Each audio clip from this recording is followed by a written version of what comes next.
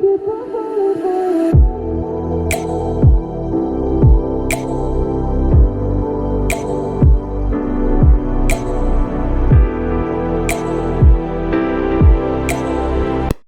everyone, and welcome back to Shiver Me Timbers.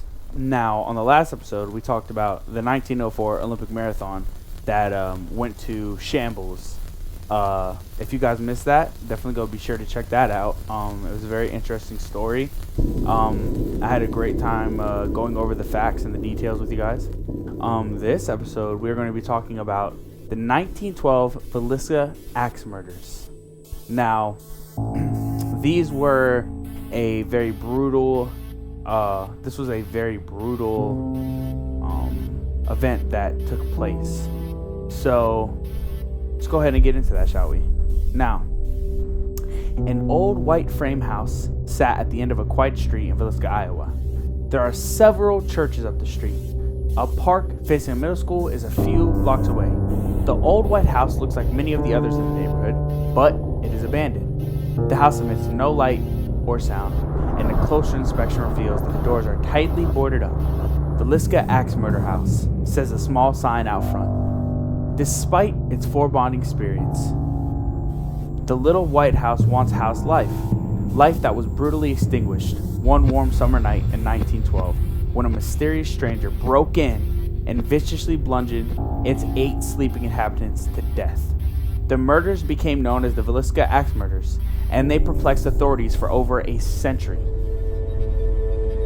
On June 10th, 1912, the Moore family slept soundly in their beds. Joe and Sarah Moore were sleeping upstairs, while their 4 children slept down the hall. The Stillinger sisters, who had come for a sleepover, were in a guest room on the first floor. Shortly after midnight, a stranger entered through an unlocked door, not uncommon in that small, safe-friendly town, of course, and plucked an oil lamp from a nearby table, rigging it to burn so low that it only lit one person. The stranger held the lamp in one hand, lighting the way through the house, and he held an axe in his other hand. Ignoring the sleeping girls downstairs, the stranger made his way up the stairs, guided by the lamp and an apparent unerring knowledge of the layout of the house. He crept past the children's room and into Mr. and Mrs. Moore's bedroom. He then proceeded to the children's room before returning to the downstairs bedroom. He committed some of the most heinous murders in American history in each room. The stranger then left as quickly and quietly as he had arrived, taking the keys from the house and locking the door behind him. The VILLISCA Axe Murders were quick, but as the world was about to discover, they were terrifying. The next morning, the neighbors became suspicious after noticing how quiet the usually boisterous house had become. They notified Joe's brother, who arrived to investigate. But what he saw after unlocking the door with his own key made him sick. Everyone in the house was dead, bludgeoned beyond recognition.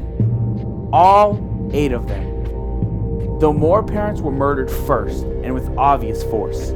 According to the police, the murderer's axe had been swung so high above the murderer's head that it had gouged the ceiling above the bed. Joe had been swung by the axe at least 30 times. Both parents' and children's faces had been reduced to nothing more than a bloody pulp. The state of the bodies wasn't the most concerning aspect after the police searched the house.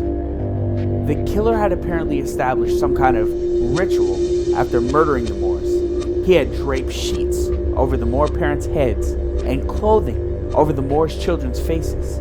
He then went through the house, wiping down all the mirrors and windows with cloths and towels. He took a 2-pound piece of uncooked bacon from the fridge and placed it in the living room, along with a keychain at some point. A bowl of water with spirals of blood swirling through it was discovered in the house.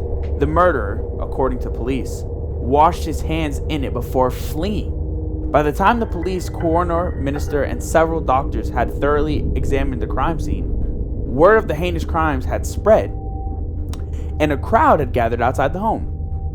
Officials warned the residents not to go inside, but as soon as the premises was clear, at least 100 residents succumbed to their gross fascinations and traipsed through the blood-splattered home. One of the residents even kept a piece of Joe's skull as a keepsake. Now, the police had shockingly few leads on the perpetrator of the VILLISCA axe murders. A few half-hearted efforts were made to search the town and surrounding countryside, but most officials believed that with the killer's 5-hour head start, he would be long gone. Bloodhounds were brought in, but they were ineffective because the crime scene had been completely demolished by the townspeople. Now, over time, a few suspects were named, but none of them were proven. Frank Jones, a local businessman who had competed with Joe Moore, was the first. Moore had worked for Jones in the farm equipment sales business for 7 years before leaving to start his own rival company. Now, there was also talk that Joe was having an affair with Jones' daughter-in-law, but this was untrue. The townspeople, on the other hand, insist that the Moores and Jones had a deep hatred for each other, though no one admits it was bad enough to lead to the murder. The second suspect appeared to be far more likely and even confessed to the murders, though he later recanted, citing police brutality. Lynn George Jacqueline Kelly was an English immigrant with a history of sexual deviancy and mental health issues. He even admitted to being in town the night of the VILLISCA axe murders and leaving early the next morning. Though his small stature and meek personality led some to doubt his involvement, police believe there were certain factors that made him the ideal candidate. Kelly was left-handed, as police deduced from blood splatters, and the killer had to be as well. He also had a history with the Moore family, as many people had seen him washing them at church and around town. A nearby town's dry cleaner had received bloody clothing from Kelly a few days after the murders. After the crime, he had allegedly asked police for access to the house while posing as a Scotland Yard officer. He eventually signed a confession detailing the crime. After a lengthy interrogation, he quickly recanted, however, and a jury refused to indict him. The case is closed, and the VILLISCA axe murderer's house is turned into a tourist attraction. Police investigated every possible scenario that could have led to the VILLISCA axe murders for years. Was it a single murder or part of a larger series? Was it more likely that the perpetrator was a local or a traveling killer passing through town and seizing an opportunity? Soon after, reports of similar crimes occurring across the country began to surface, though the crimes were not as heinous. There were two common threats: the use of an axe as a murder weapon and the presence of an oil lamp set to burn extremely low at the scene. Now, despite those similarities, no actual connections could be made. The investigation was eventually closed and the house was boarded up. There was no attempt at a sale and no changes were made to the original layout. The house is now a tourist attraction, sitting at the end of a quiet street as it always has, while life goes on around it, unaffected by the horrors committed within. Now, after that horrible, disgusting story, I hope you guys enjoy the rest of your day, and we will be back very soon with yet again another story.